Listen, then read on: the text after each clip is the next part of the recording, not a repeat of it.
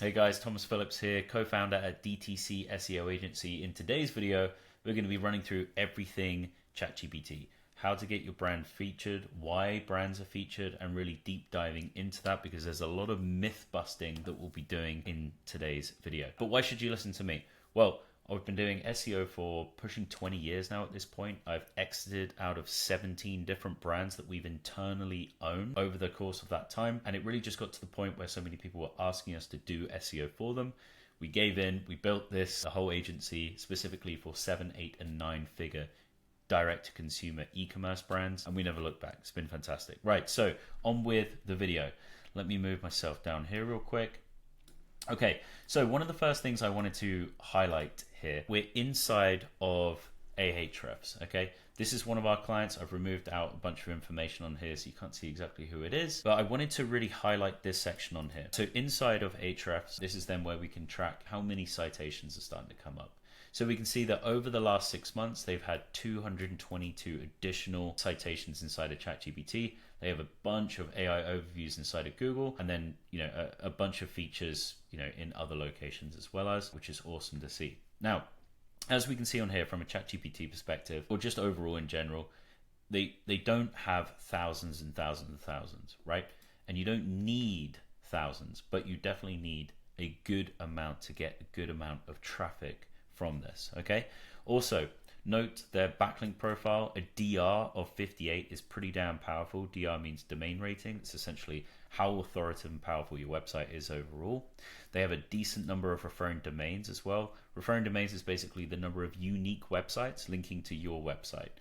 The more powerful and niche relevant those websites are, the more power and authority you're going to have overall. Then the final thing I want to highlight on here is the amount of organic search traffic. It's around 83,000, 84,000 per month right now. So pretty damn sizable. Now, what does that actually translate into in terms of actual revenue? Well, let's see. Cool. So looking at the last 300 and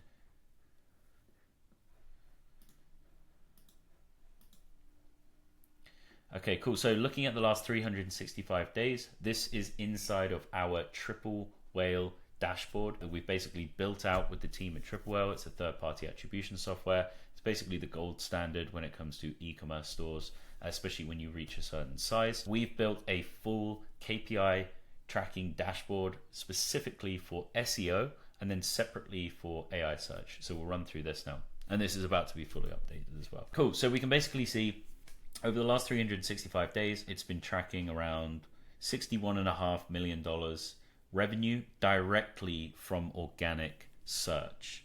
Okay, so organic search is basically Google, it is SEO. This is not to be slept on, right? Over 2 million sessions, okay, nearly 500,000 orders, right, coming directly from organic search, right, which is fantastic, and a very, very high conversion rate, which is absolutely epic. Now, 61.5, pretty freaking decent, right? They're over $100 million brand. Now, when we look at the last 365 days from the AI search KPI dashboard, right, we can see $112,000 of revenue, which is pretty damn low. I mean, it's significant, but for this brand, it is minute. It is actually 0.1% of their overall revenue is coming directly from AI search. And this basically tracks all the attribution. If there's any referring traffic that's coming, from any of the LLMs, basically. This is a combination of all of that together. Pretty damn decent conversion rate at 19% as well, which is absolutely fantastic. But basically we can see, 61 mil is coming directly from organic search, SEO. 112,000 is coming directly from LLMs. So it's tiny. It's absolutely tiny. So this is a huge thing of when I get on calls with different clients and they're like, we want to be featured in ChatGPT. This is the next biggest thing. Yes, the traffic is growing for sure, 100% as we can see on here. But it is so tiny in comparison to SEO. So if you only want to focus from a GEO perspective, in other words, like being cited and coming up inside of the likes of ChatGPT, if you only want to focus on that area, you are missing out on a gold mine of revenue, potential, traffic, everything beyond that, which is super, super interesting. So I really just wanted to cover that off because we have proper proof of that. Right, going into the second thing. Okay, I'm inside of a brand new ChatGPT window. In here, you can see that I'm not logged in or anything. I am searching something very, very specific, which is similar to how I search, how a lot of other people search inside of ChatGPT. Obviously, this is very different to how people are searching for just 1, 2, or 3, maybe a small string of keywords inside of Google, right? Traditional SEO. So what I'm asking is, tell me some of the best subscription-based raw dog food for my 20-pound Cavapoo who has a sensitive stomach sometimes. Oh, okay. Now let's look at the brands that come up. Okay, so the first one that we have on here, We Feed Raw. Now I've done this search 2 or 3 different times. Similar brands came up, but also it completely shuffled it around. And some of the brands didn't show up the second time, which is really, really interesting. And that is why prompt tracking can be so inaccurate, because every time you do the same search on ChatGPT, it seems to pull in different information. Unlike Google, where it will pretty much replicate pretty much the same one each time, unless it's starting to test and kind of move things around slightly. Okay, really worth keeping in mind. So when we run each of these websites through Ahrefs, which is our SEO tool, okay, so one of the first ones, We Feed Raw. Okay, so really what I'm looking at on here for certain things, which should mean they have a decent website, they have a good amount of power, and they have a lot of external backlinks coming in to this site, basically talking about the brand. And that is what ChatGPT can then go out and find, pull in, check it against the website, and then present that site to you. Okay, so this is very, very different to how a lot of people are looking and thinking about ranking inside of ChatGPT. The main thing that I see is these SaaS companies that are trying to pump out just tons and tons of blog content. But as we know, blog content doesn't convert anywhere near as well as if I'm doing like a commercial or transactional intent search and I'm landing on a product page or a collection page. My chances of actually buying something are so much higher because I already have the intent to look for that, right? So if my question instead was like, why does my dog get a sensitive stomach sometimes, right? It's probably going to bring up a blog article that is just generally talking about, oh, maybe you should feed your dog rice or potatoes or some shit, right? That is not going to result in a sale. That can be valuable because you're getting traffic to the site. It will then obviously season the different paid ads pixels that you have. You might be able to bring in a different part of the audience, but that is a very small part of our strategy here at D2C SEO Agency overall. We don't see massive value in pumping out tons and tons and tons of blog content that is just spun up from ChatGPT. It has no real value. It doesn't hit the EAT side of things that Google is also looking for. Cool. So just wanted to cover that off. Anyway, let's have a look at this site overall. Pretty damn powerful, as you can see on here. A DR of 46, a good number of citations, and a ton coming in through Grok, which is interesting. Now, when we look at the organic traffic on here, 65,000 per month is pretty damn good, especially for a D2C brand like this. Now, going into their referring domains, as I mentioned before, that is the number of unique websites linking to this site. Looking at the domain traffic of over 5,000, just so that we can get rid of the more spammy sites. As we start to scroll down here, we can see like this, Inc.com, okay? Been featured in Inc. Cool, linking out to their blog, to the homepage, etc., etc. Right, let's go down to .com, right? Now, it's in a minute, but woman refuses to dog sit after learning a pup has a raw diet. Okay, and then it's linking directly to the website again on there. Okay, and then we can see again on here, iHeart.com, also then linking out, and people.com also linking out with the same story on here. Okay, so this is absolutely critical, and we'll reaffirm this in a minute. This is very, very critical that we get a lot of PR. We want to be featured in those big publications, those big, powerful publications. The reason why we want that is because ChatGPT and other LLMs see those publications as very, very high authority, which is excellent because that's what we want to get featured in. And they have a lot of power associated with them. So it's a twofold thing that happens here.